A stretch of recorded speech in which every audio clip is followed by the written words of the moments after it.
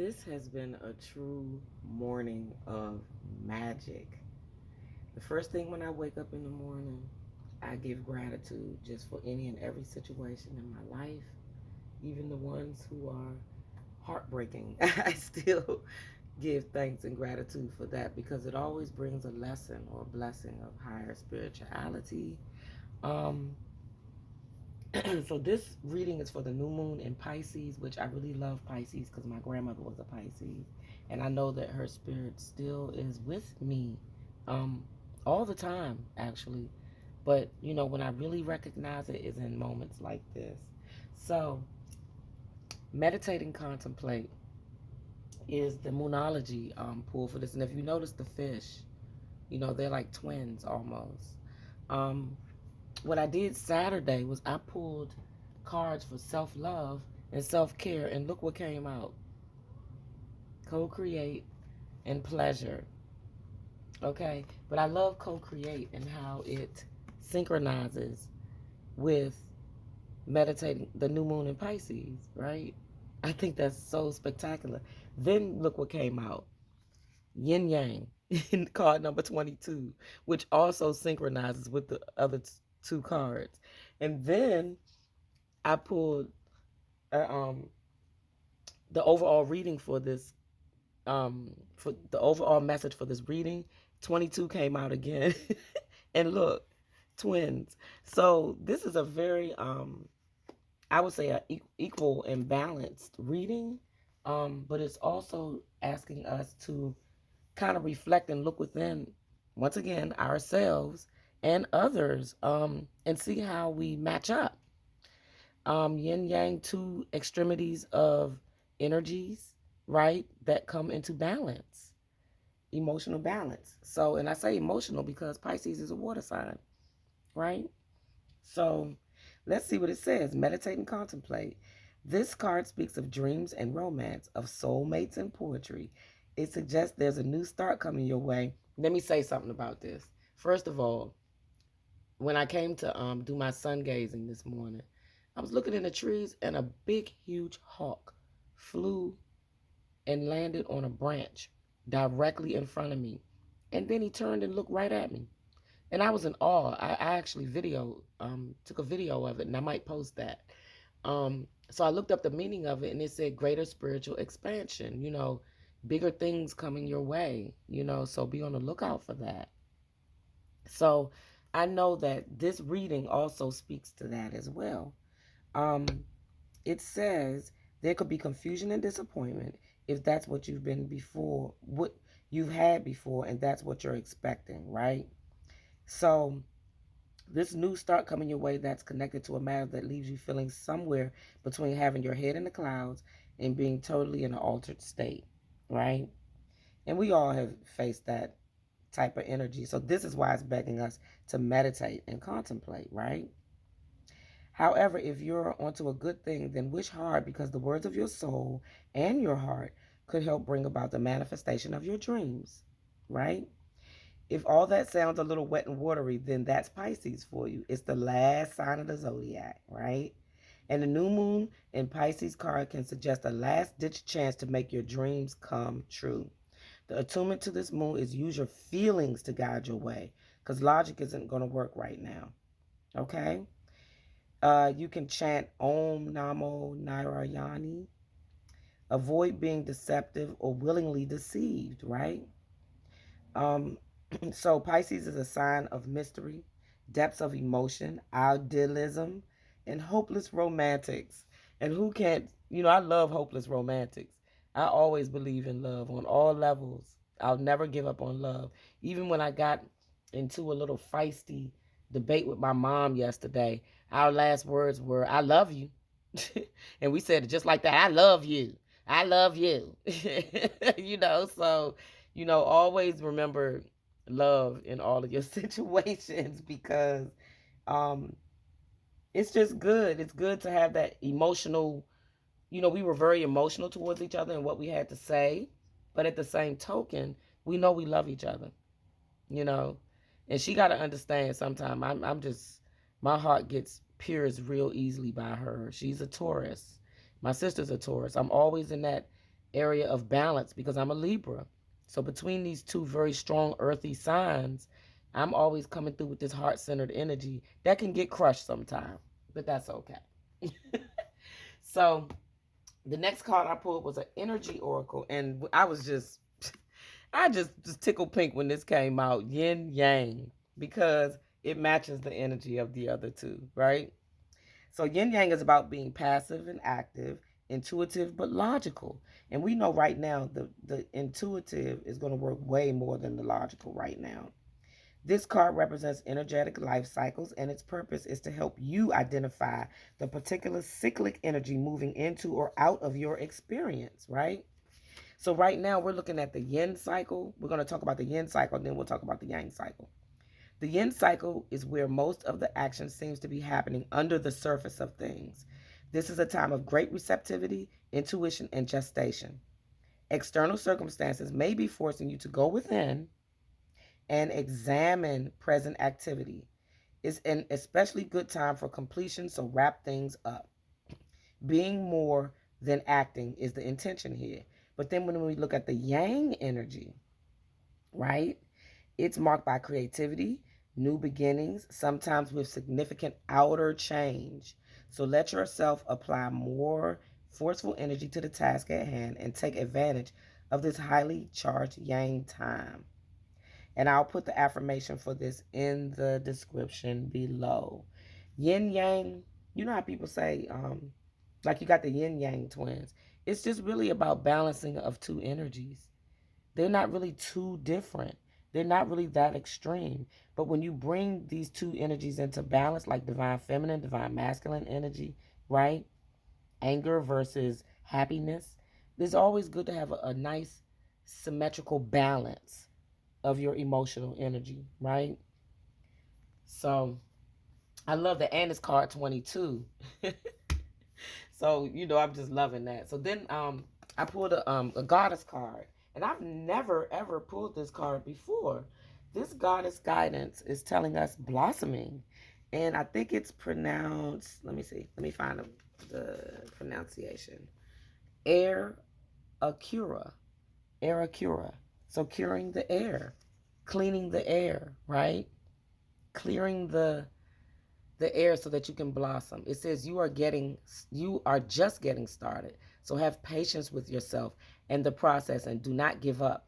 And I love the fact that the word patience came up because my grandmother, who was a Pisces, March 5th, she was born in 1922. So I know she's talking to me through this reading. She was all about patience. She was quiet and kind and loving. She took a lot of ish, right? It took a lot to rile her up. And my mother was normally the person who could rile her up the most. Let me just put that out there. So my mother's used to riling people up, okay?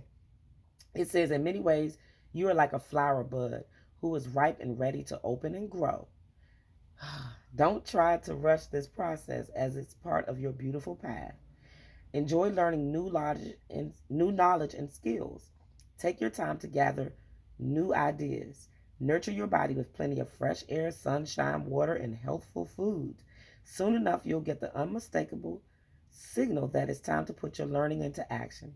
Spend time among flowers or work with flower essences and oils to support your growth process. Funny enough, I'm hosting a salt scrub spa therapy this coming Saturday. So I've already been dealing with the oils already. I know this message is coming straight from my grandmother. I really love this energy that's coming through. And I love the imagery of the card. You see, she's blossoming. And it's almost springtime, so what better time to blossom, right? So that's the message for them goddesses. And then I got an overall reading from the Oracle of 7 Energies, Tender Embrace, 22 once again, right? The key concepts is compassion, being warm-hearted, care for self and others, sensitivity and empathy, benevolence and kindness. It says, put your hand on your heart and breathe deeply, inhaling a sense of gratitude. Now, how do you feel? Keep doing this and tuning into the world around you, others you know, and even those you don't know. Can you feel compassion for them? Compassion and tenderness is one of the most beautiful energies that we can embrace. And I love the twin elephants here. I love elephants. I collect them as well as Buddhas. So I just really love this card. You know, I look strangers in the eye. I smile at them. I don't know them, but I also, because I know I have a wonderful acceptance of myself and who I am, I'm able to bring more loving energy to other people. So today is asking you to make a commitment to practice self-compassion. Release yourself from the burdens of perfectionism. Allow yourself the grace to be human and then do the same for others. It's not your job to tell others how to express themselves, even if you don't like the way the world behaves. Today, be kind for no reason at all and watch miracles arise. This is in my heart already. That's how I saw the miracle of this hawk. And then I saw two baby hawks. So I saw the mama hawk, and then I saw the two baby hawks, and they got some food. I don't know if they went and picked a nest and got some babies of other birds, which is so sad, but it is the cycle of life. But I know that message came through loud and clear this morning. We're going to look at self-love real quick. This was for Saturday, yesterday. Co-create, number 35. Now, 35, 3 plus 5 equals 8. 22 plus 22. 2 plus 2 and 2 plus itself equals 4. 2 and 2 plus itself equals 4, and totals out to this beautiful 8. And then we have self-care, which is 40. So we got 4. So we're all about 2s, 4s, and 8s today, right? Nice, even, balanced energy.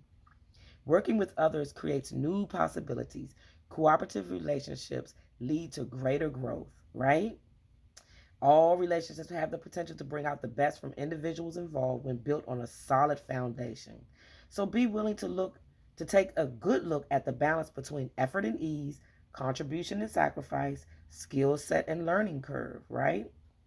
Personalities and philosophies also play a role, especially when it comes to managing expectations, right? So set realistic goals, be kind, listen, and be the ideal partner you'd like to have in every collaboration.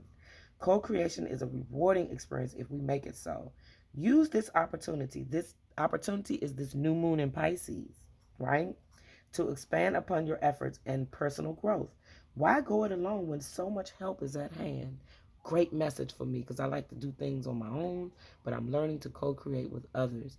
Is how you bring forth manifestation. So this is a beautiful card to remember for self-love, self-care, pleasure. Now this card can be very tricky. Okay? But self-pleasure comes in many ways. Let's find out about it. It says, I am worthy of pleasure. Our bodies are magnificent temples of joy, bliss, and ecstasy waiting for exploration. Most of us have an upbringing filled with limiting perspectives about how we can experience pleasure and what kind is appropriate. As we begin to break free from constrictive perspectives, we can re-explore our bodies and all our senses to find new and more profound experiences of pleasure.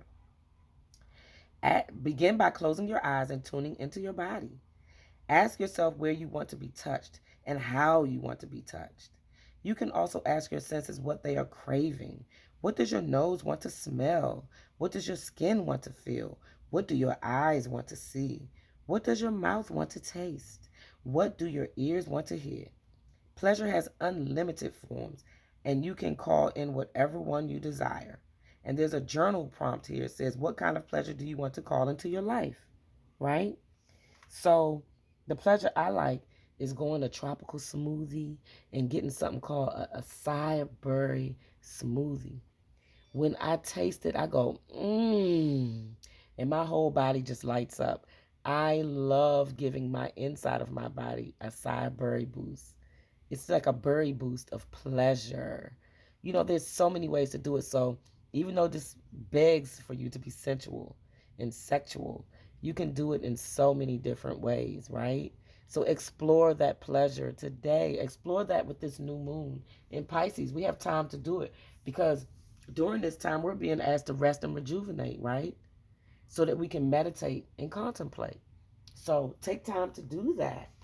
I think it'll be wonderful. Our moon magic prompt is Life is conspiring for me. The last quarter moon. Life is conspiring for me. I love that because it's doing that for all of us. You know, whatever you put out, whatever you project out, it comes back. If you can, take time today to set a bubble. Sit inside a bubble, like an imaginary bubble, right? And project out good thoughts within that bubble. And then take time to allow life to conspire for you and bring back that manifestation to you, right? That's a thought, okay? And that's your emotion. The action you have to do is to go out and be kind in any way you can to someone else.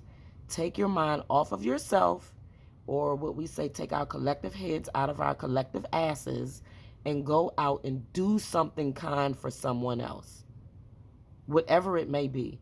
Last night I gave out hand warmers and toe warmers to a woman who was a paraplegic in a wheelchair. She could move her arms, but her legs she could not move. So I said, it's going to be cold and freezing out here tonight. You need these to keep you warm. And she was like, God bless you. Thank you. So please go out and find some kindness in your heart and spread it to someone else today. This card is our manifestation abundance card. I choose to manifest my reality. And you can do that every day of your life.